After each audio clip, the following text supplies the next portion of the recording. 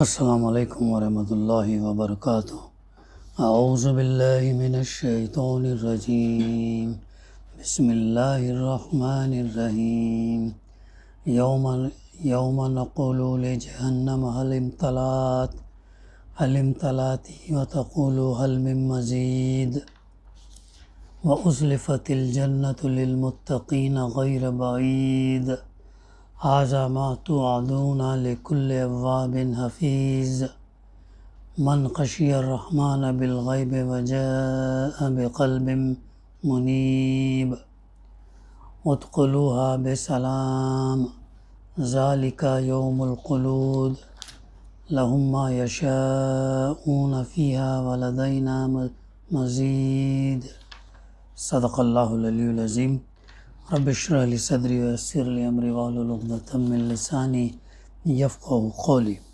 رب زدنی علما۔ وہ دن یعنی قیامت کے دن جب کہ ہم جہنم سے پوچھیں گے کیا تو بھر گئی، اور وہ کہے گی کیا اور کچھ ہے، اور جنت متقین کے قریب لے آئی جائے گی، کچھ بھی دور نہ ہوگی۔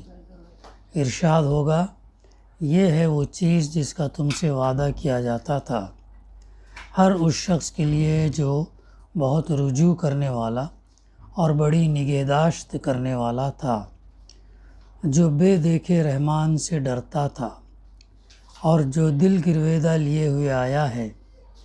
داخل ہو جاؤ جنت میں سلامتی کے ساتھ، وہ دن حیات ابدی کا دن ہوگا، وہاں ان کے لیے وہ سب کچھ ہوگا جو وہ چاہیں گے، اور ہمارے پاس اس سے زیادہ بھی بہت کچھ ان کے لیے ہے۔ سورہ قاف کی تفسیر کا سلسلہ الحمدللہ جاری ہے۔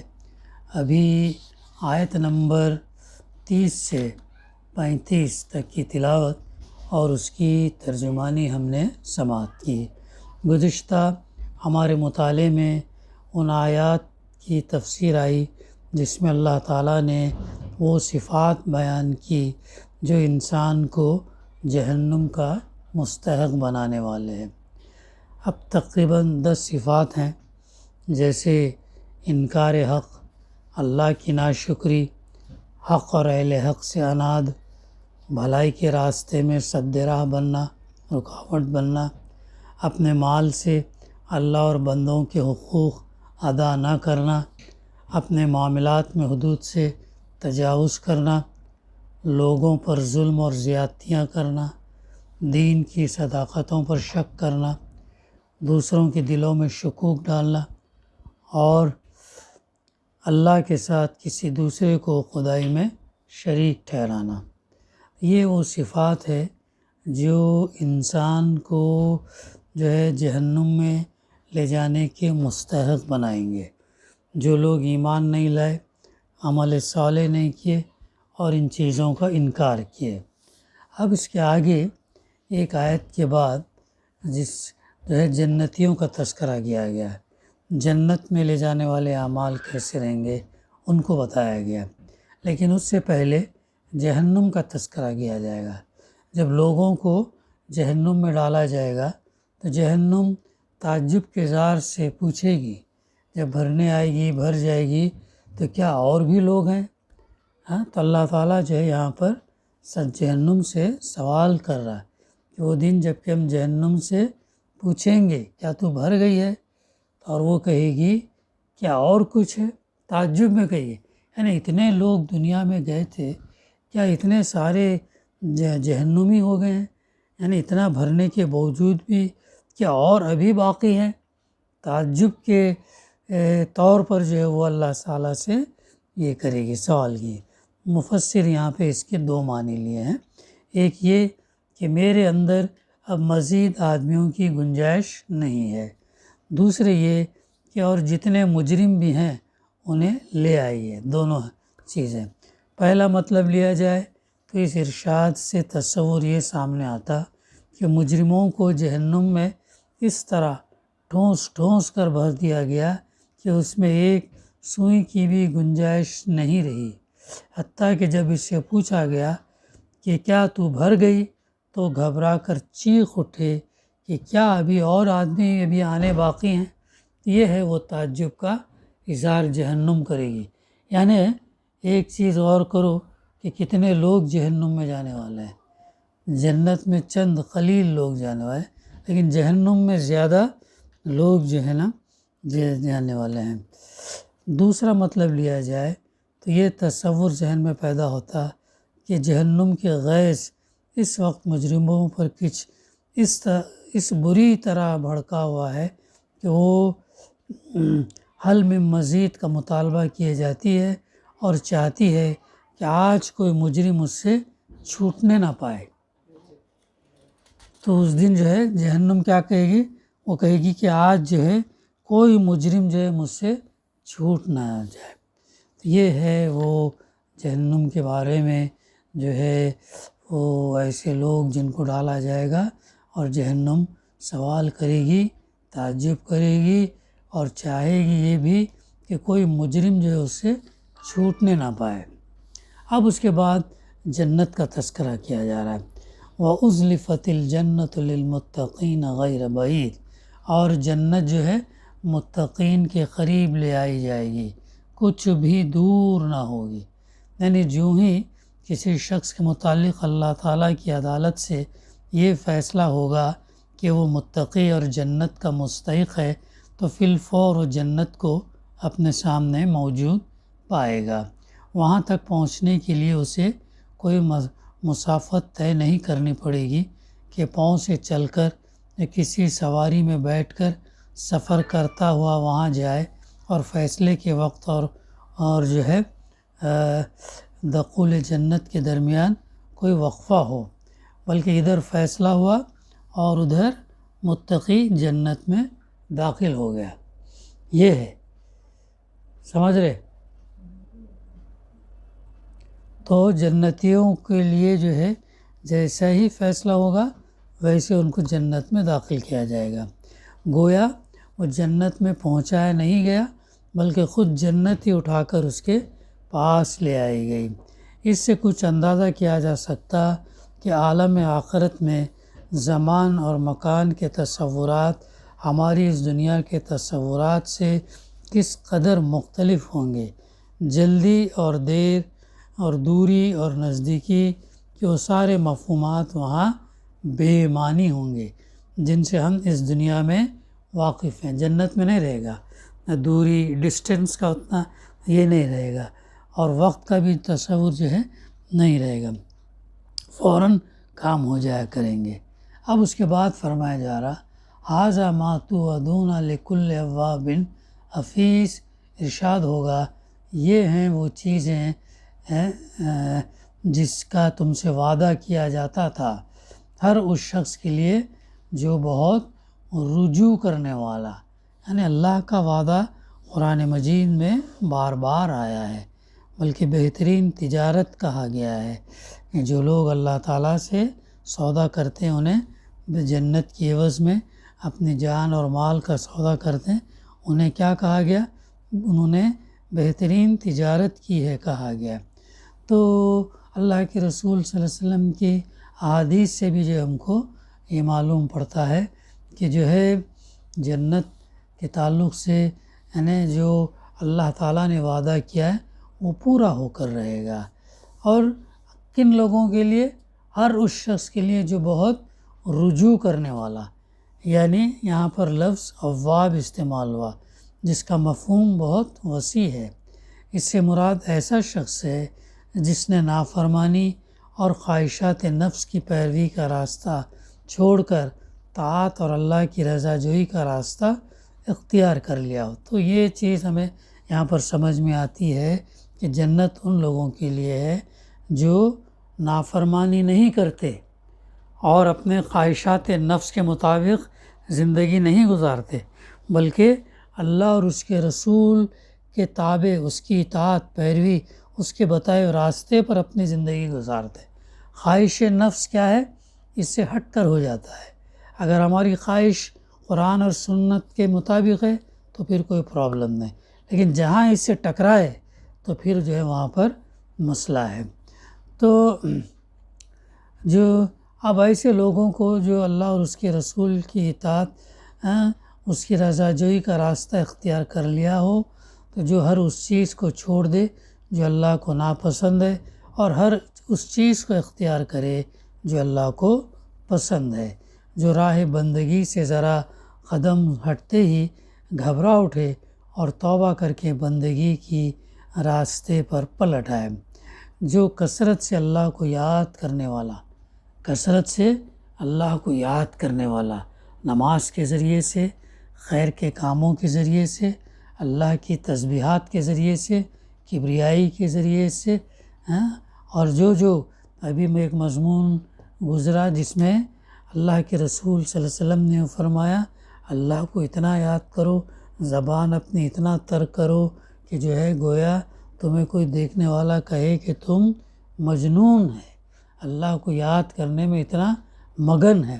تو کوشش ہم کو، مجھے اور ہم تمام کو یہ کرنی چاہیے کہ ہمارا جو ضائع وقت جو ہوتا ہے، اس ضائع وقت کا صحیح استعمال ہم اللہ کی تسبیح، اللہ کی کبریائی، اللہ کی پاکی، یہ تمام چیزیں جس سے جو ہے ہماری زبان تر رہے، تو اس کا بہت بڑا جو ہے ہم کو انشاءاللہ اجر ملے گا۔ آیا نا حدیث میں بھی کہ انسان وہاں پر جو قیامت کی حشر کے میدان میں رہے گا، ایک ایک نیکی کے لیے تڑپے گا، ایک ایک نیکی کو بہت سمجھے گا، یہاں تک کہ کہا جائے گا اگر دنیا میں سبحان اللہ ایک دفعہ اور کہہ لیا ہوتا تو میرا کتنا درجہ، کتنا جو ہے نیکی سے میں ہوتا۔ اس لیے وقت جو ہے نا ہمارے لیے بہت غنیمت ہے، اس وقت کا ہم کو صحیح استعمال کرنا چاہیے، صحیح استعمال ہے، نمازوں کے علاوہ تلاوت، درس و تدریس، پھر تسبیحات، اللہ کا ذکر، پھر قرآن کی تلاوت، اس کا مطالعہ، پھر خیر کے کام، بھلائی کے کام، اور یہ تمام چیزیں جب کرنے کے بعد رات میں سونے سے پہلے ہم کو جائزہ لینا ہے، آج میں نے دن میں کتنے اچھے کام کیا اور کتنے جو ہے برے کام کیا، اور برے کام کیا تو اللہ تعالیٰ سے مغفرت، اللہ تعالیٰ سے جو ہے توبہ اور رجوع کرنا، سمجھ رہے؟ تو یہ چیز ہے، تو بہت اس کی اہمیت ہے۔ تو لوگ کیسے ہوتے ہیں؟ وہ جو رائے بندگی سے ذرا قدم ہٹتے ہی گھبرا اٹھتے ہیں، توبہ کر کے بندگی کے راستے پر پلٹ آتے ہیں، کثرت سے اللہ کو یاد کرنے والے اور اپنے تمام معاملات میں اس کی طرف رجوع کرنے والے، اللہ کی طرف رجوع کرنا ہے نا۔ بارہا یہ بات آتی ہے کہ محنت ہم کریں، تدبیر ہم کریں، ہم اسٹریٹجی بنائیں، ہم کوشش کریں، انت تک کوشش کریں، جد و جہد، انت تک میکسیمم ایفرٹس ڈالیں اور بیسٹ ایفرٹس ڈالیں، بعد میں نتیجہ اللہ پہ چھوڑیں، نتیجہ اللہ پہ چھوڑیں۔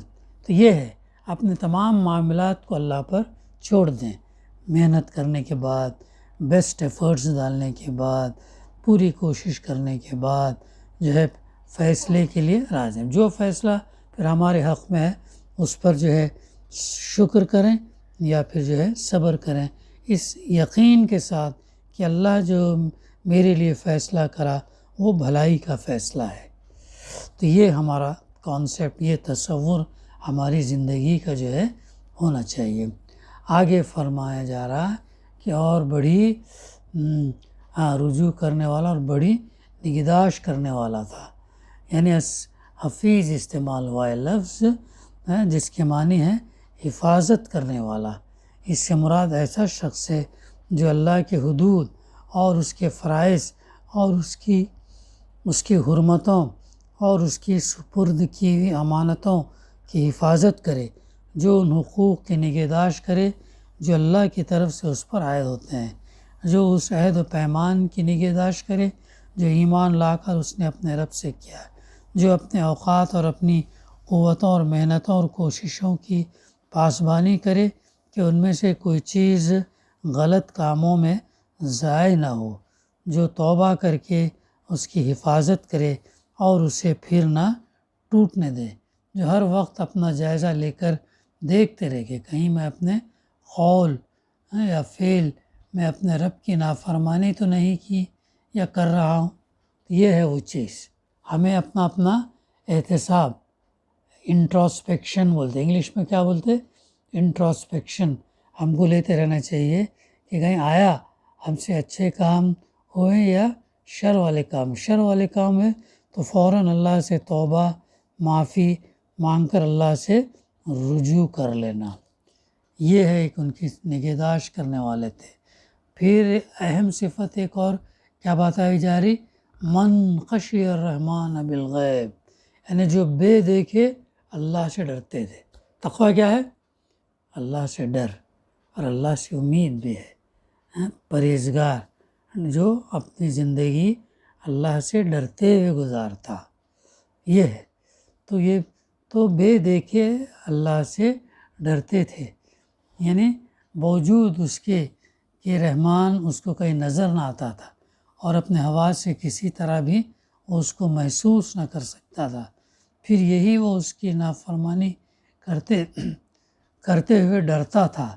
اس کے دل پر دوسری محسوس طاقتوں اور علانیہ نظر آنے والی زوراور ہستیوں کے خوف کے بنسبت اس اندیکھے رحمان کا خوف زیادہ جو ہے غالب تھا، اور وہ یہ جانتے ہوئے بھی کہ وہ رحمان ہے، اس کی رحمت کے بھروسے پر وہ گنہگار نہیں بنا بلکہ ہمیشہ اس کی ناراضگی سے ڈرتا ہی رہا۔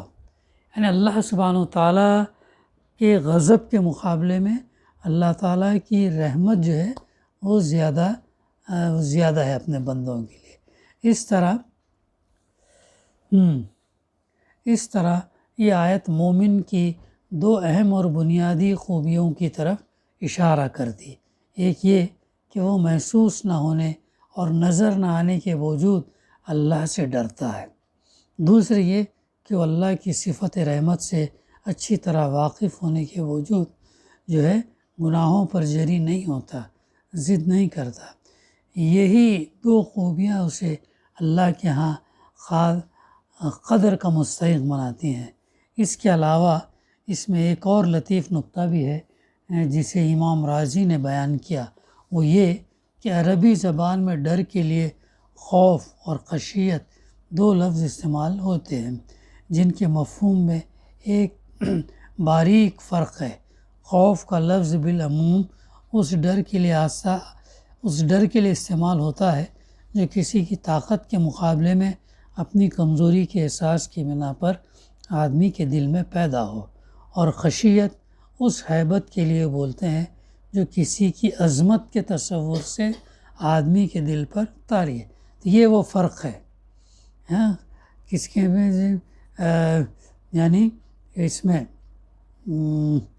خشیت اس ہیبت کے لیے بولتے ہیں جو کسی کی عظمت کے طاری ہو، اور یہ دوسرا جو ہے اور ایک کیا بات آئی تھی، خوف کا اس کے ڈر کے لیے جو ہے استعمال ہوتا، جو کسی کی طاقت کے مقابلے میں اپنی کمزوری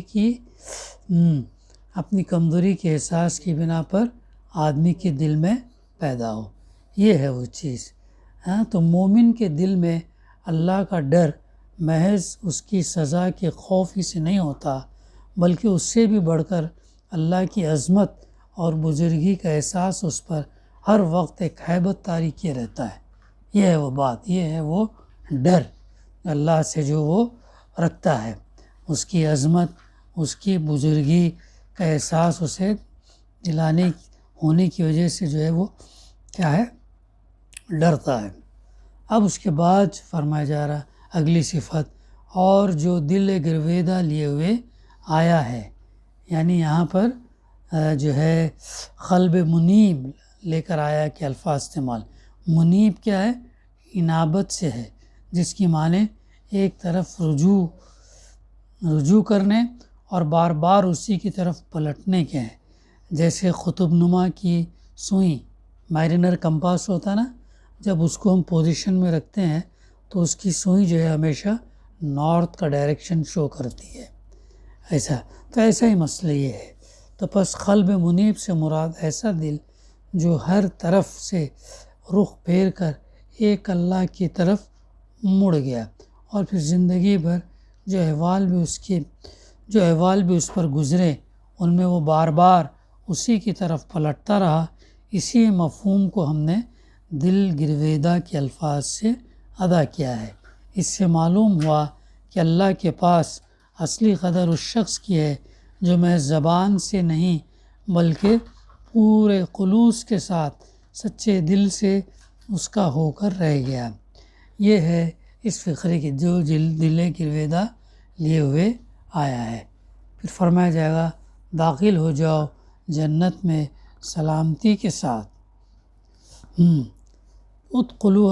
ادخلوہا بسلامن، سلام کو اگر سلامتی کے معنی میں یعنی لیا جائے تو اس کا مطلب یہ ہے کہ ہر قسم کے رنج اور غم اور فکر اور آفات سے محفوظ ہو کر اس جنت میں داخل ہو جاؤ۔ یہ بھی بہت اہم نکتہ ہے، سمجھ رہے؟ سلام کو اگر سلامتی کے معنی میں لیا جائے تو اس کا مطلب یہ ہے کہ ہر قسم کے رنج، غم، فکر، آفات سے محفوظ ہو کر اس جنت میں داخل ہو جاؤ۔ اور اگر اسے سلام کی ہی کے معنی میں لیا جائے تو مطلب یہ ہوگا کہ آؤ اس جنت میں اللہ اور اس کے ملائکہ کی طرف جو طرف سے تم کو سلام ہے۔ ان آیات میں اللہ تعالیٰ نے وہ صفات بتا دی جن کی بنا پر کوئی شخص جنت کا مستحق ہوتا ہے، اور وہ ہیں تقویٰ، دوسرا رجوع اللہ، تیسرا اللہ سے اپنے تعلق کی نگہداشت، چوتھا اللہ کو دیکھے بغیر اور اس کی اللہ کو دیکھے بغیر اور اس کی رحیمی پر یقین رکھنے کے باوجود اس سے ڈرنا۔ یہ ہے وہ چیز، اس کی وہ زبردست قوت رکھتا ہے، وہ ہر ایک کو سنتا ہے اور ہر ایک کو دیکھتا ہے، اور ان تمام کے باوجود بھی اللہ سے ڈرنا ہے، اور قلب منیب لیے ہوئے اللہ کے ہاں پہنچنا، یعنی مرتے دم تک انابت کی روش پر قائم رہنا۔ یہ ہے وہ جنتیوں کے بارے میں جو اللہ تعالیٰ نے ان آیات میں تذکرہ کیا اور آگے بتایا۔ ذالک یوم الخلود، وہ دن حیات ابدی کا دن ہوگا۔ وہ دن کون سا ہوگا؟ ہمیشہ رہنے والا دن ہوگا۔ دنیا کی زندگی کیا ہے؟ ٹیمپرری زندگی ہے، عارضی زندگی، لیکن وہ دن وہاں اگر کامیاب ہو گئے ہمارے اعمال، نیک اعمال زیادہ رہے اور برے اعمال کم رہے تو ہمارے لیے کیا ہے؟ وہ بہت بڑی کامیابی ہے، اور چونکہ وہ ابدی ہے، ہمیشہ ہے، دنیا کے جیسا موت نہیں ہے، وہ دن حیات ابدی کا دن ہے۔ آگے فرمایا جا رہا لہم ما یشاءون فیہا ولدینا مزید، وہ سب کچھ ہوگا جو چاہیں گے، مگر علاوہ ہمارے پاس اس سے بھی زیادہ بہت کچھ ان کے لیے ہے۔ یعنی جو کچھ وہ چاہیں گے وہ تو ان کو ملے گا ہی، مگر اس پر مزید ہم انہیں وہ کچھ بھی دیں گے جس کا کوئی تصور تک نہیں، جو ان کا کوئی تصور تک ان کے ذہن میں نہیں آیا کہ اس کے حاصل کرنے کی خواہش کریں۔ تو یہ ہے وہ وعدے جو اللہ سبحانہ وتعالیٰ جنتیوں کے ساتھ تذکرہ کرا۔ اسی کے ساتھ ہماری تفسیر کا سلسلہ الحمدللہ ختم ہوتا ہے۔ دعا ہے کہ اللہ سبحانہ وتعالیٰ ہمیں کہنے سننے سے زیادہ عمل کرنے کی توفیق عطا فرمائے۔ ربنا تقبل منا انک انت السمیع العلیم وتب علینا انک التواب الرحیم۔ صلی اللہ تعالیٰ علی خیر خلقہ وعلی آلہ وصحبہ اجمعین والحمد للہ رب العالمین۔